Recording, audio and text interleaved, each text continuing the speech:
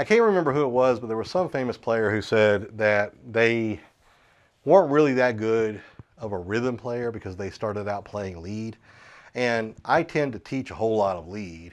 So at some point, every now and then, I like to kind of step back and say, look, lead is great, but you also need to work on rhythm. Okay? You need to work on rhythm as well.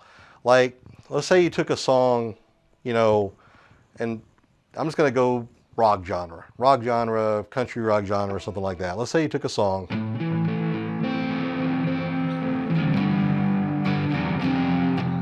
Just something simple like that, right? Sounds like a hymn song, but something simple like that.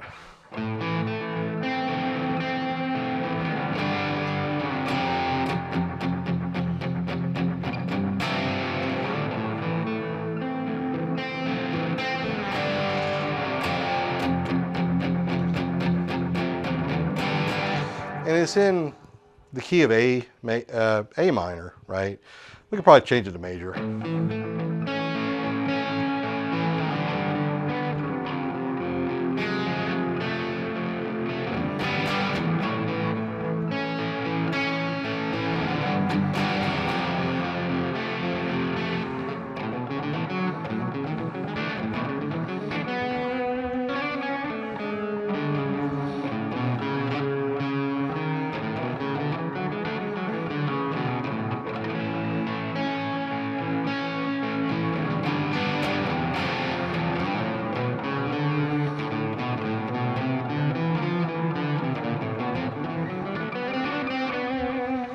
I'm trying to play it in major, but it sounds like it's in minor still. But whatever it is, right? If it's a major song,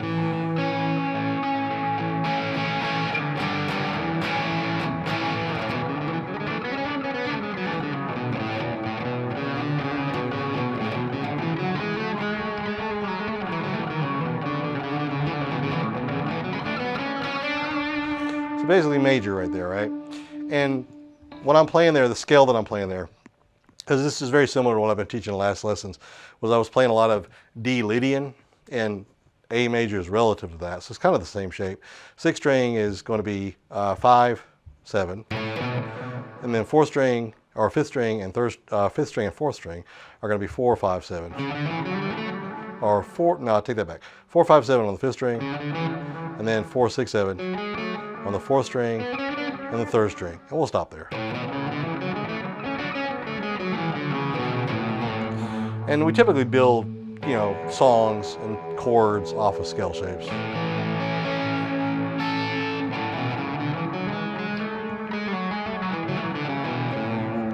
But we want to be able to play that rhythm, but then be able to lock into the lead, right? So once we've got, like in this case, it's just a scale shape. That's all it is. I'm not worried about modes, or not necessarily modes, but other scale shapes. Like there's usually 7 patterns per mode, but I'm not really worried too much about the other patterns in this. We're just going to look at that one. So we're going to be playing just an A major chord here, you know.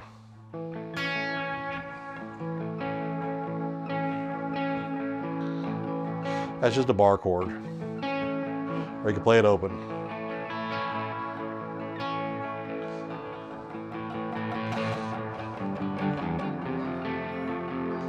Now we're in F major there.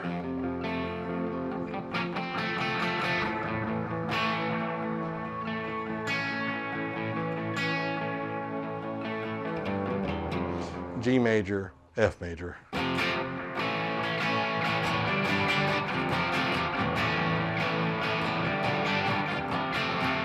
It's all major chords, but it still sounds kind of dark. And that's where you got to look at the circle of fifths and the circle of fourths and all that stuff and figure out exactly what shapes go well together. This may not be the best scale for this, but what I would want to do is be able to play the rhythm. And what I really want to kind of hone in on here is how to take something like that and make it like not so simple.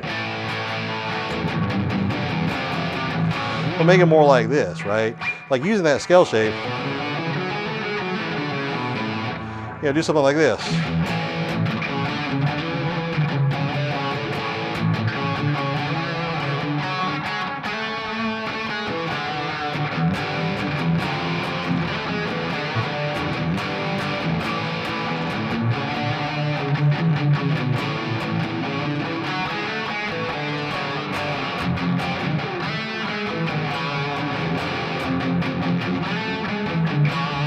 And I don't have anything prepared for that. I'm just kind of noodling around with it. But that's where you could take a scale and you could turn it into something even cooler.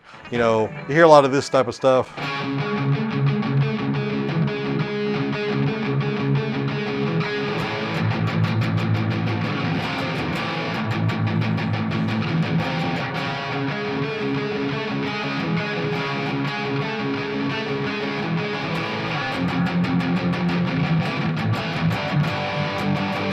All on major scale.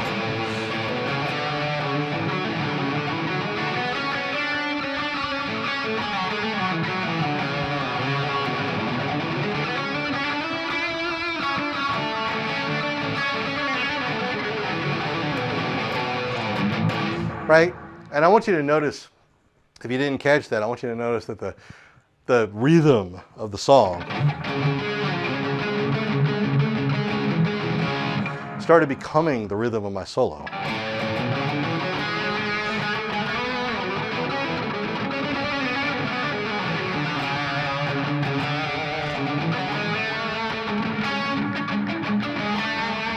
Because I'm starting to lock in with my brain to what that's playing. That's one of the things you'll do when you start playing over a backing track.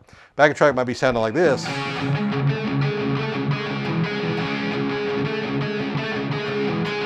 If you're playing like this,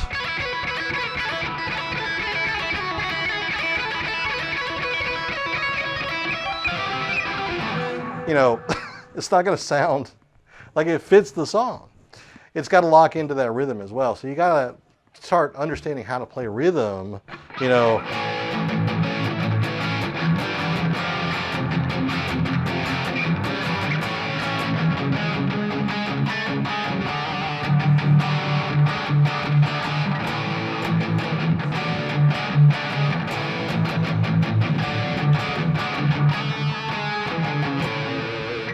That rhythm, right? It starts locking into your lead playing.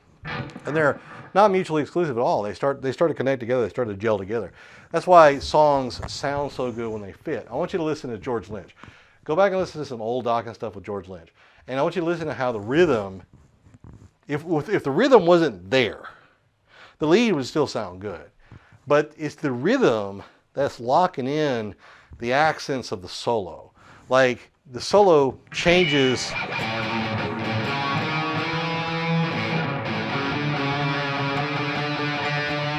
You know, the solo changes to like a D, right? So we're playing the song. You know, I'm not saying this is a Dokken song, but this is like, yeah. But then it goes to a D, right? So you're hearing this solo that's something like, you know, I can't do George Lynch justice, but you know.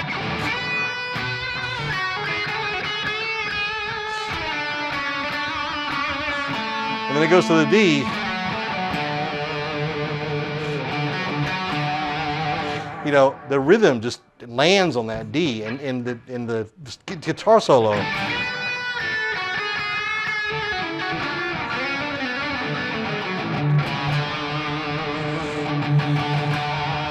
And then, because it's there, because it kind of lands at the same time and they kind of lock into each other, then it really feels emotional. It really kind of just brings it home and get you right here, like the A1 steak sauce commercials used to do. So rhythm playing and taking a scale like that and being able to take the chords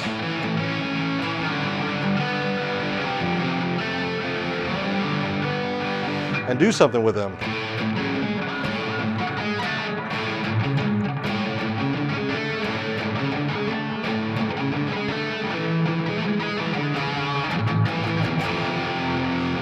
You know, and play around with that. I love stuff like that, like, you know, old Randy Rhoads type stuff and things like that. And, you know, new music can be like that too. It doesn't have to change. Then, you know, you can drone on something.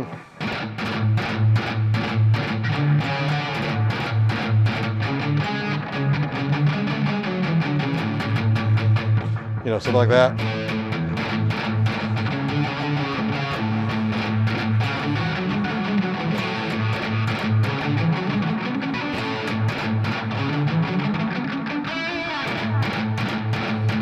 And, you know, tell me in the comments, okay, stay in your lane. Don't go in that territory. You're not there yet, right?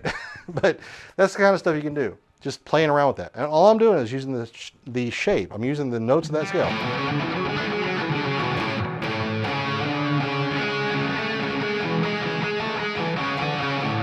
And believe it or not, that's major.